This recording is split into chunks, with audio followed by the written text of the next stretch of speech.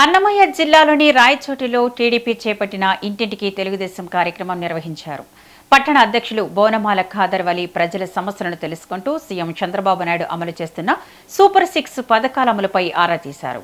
రాష్ట్రంలో విద్యార్థులు, మహిళలు, రైతుల సంక్షేమానికి ప్రభుత్వం పెద్దపీట వేస్తోందని మంత్రి మండిపల్లి రాంప్రసాద్ రెడ్డి సహకారంతో రాయచోటి నియోజకవర్గం అభివృద్ధి దిశగా ముందుకు సాగుతోందని తెలిపారు.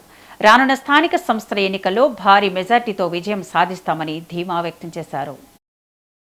వాళ్లకు అన్ని సంక్షేమ పథకాలు అమలు అవుతున్నాయా లేదా, అంతేకాకుండా మీకు మీ వార్డులో గాని మీ వీధిలో గాని ఏమైనా సమస్యలు ఉన్నాయని చెప్పి అందరి దగ్గర అడిగి తెలుసుకొని వాళ్ళ సమస్యలను పూర్తి చేయడానికి రాయచోటి నియోజకవర్గంలో అందరూ కార్యకర్తలు, నాయకులు అందరము సమిష్టిగా వాళ్ళ సమస్యలను తీర్చడానికి ప్రయత్నం చేస్తున్నాము.